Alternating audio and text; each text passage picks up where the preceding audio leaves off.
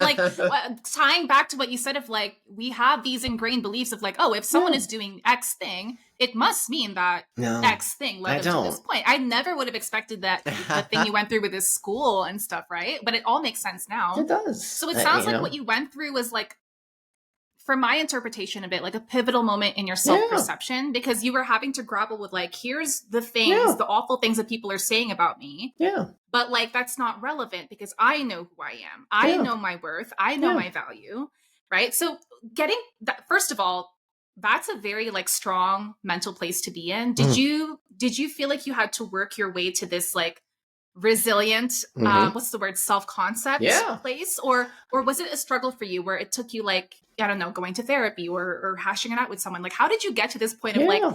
regardless of what people say about you, what if it's shitty even, Yeah.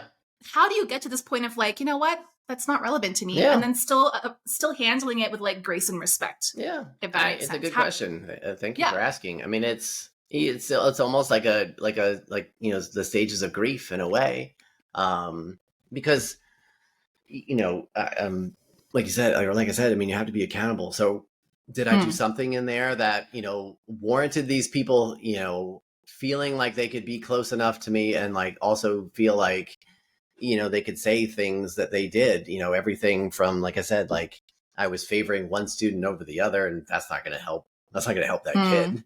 Why would I Right. do that? To, I'm having relationships with students. Like, come My on. God. Like, Really? for starters, Oh my my mom goodness. sits right up there in the main office. Like, if I'm going to do That's that, crazy. I'm not only like going to be convicted and spent years in prison. My mom's going to hate me. Do you know how much that's going to kill me? Like, Yeah, fine, yeah. like stick any bit of on my record you want.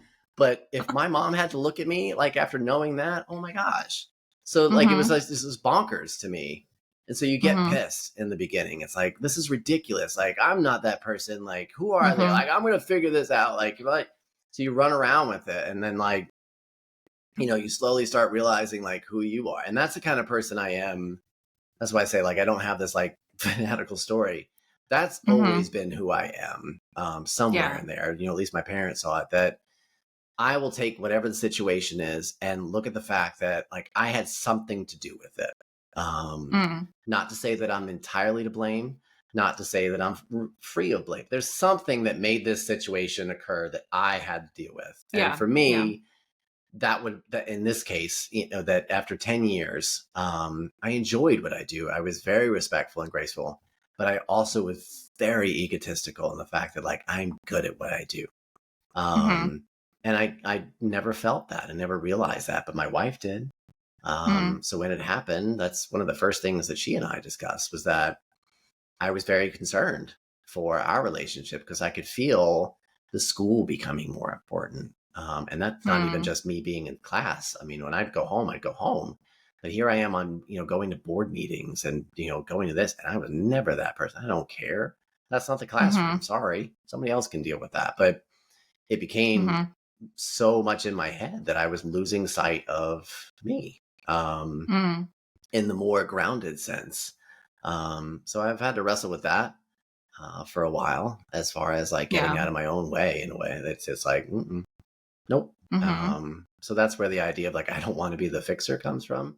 That's my Mm-hmm. addiction. If there's something that I'm that involved in, I mean, I can look back throughout the years, big and small. Like I wanted to be the person that, hey, look at me. Um, Mm-hmm. and Mm-hmm. really, I'm not that person. Like I don't. That didn't change because of this. All I realized is that that's really not who I am. I don't want to be. Right. I don't want to be the one in shining lights. That's like, hey, Mm-hmm. that's the guy you go to for this. No, like that's his Mm. company. But Right, that's right. just a dude. He's just a guy. Just doing something important. That's it. So that Mm-hmm. was a Mm-hmm. hard thing to wrestle with. But then at the same time, like we talked about, it was realizing that my identity was wrapped up in this profession, and you really shouldn't do that. That's something Mm-hmm. I enjoy doing. That was my role. That's not who I am entirely. So I mean, Mm-hmm. and am I teaching in the same sense that I was? No, but I will forever be a teacher. Mm-hmm. So for a while there, I felt angry that somebody took that away from me. No, you didn't. They didn't take that away from you. you had some hand in this, that you let that get carried away, that you let people in, that you didn't have your guard up and weren't aware that you probably should be paying attention, that sometimes people can be ugly. You really have to be aware of people. And, steering away from the cynicism that comes along with that, no. Yeah. Again, I don't know why I didn't even have Starbucks today, but I'm picking on baristas, but, know the barista, isn't thinking about you. They don't care. Right. They have their own things to deal with. So why are you so important for?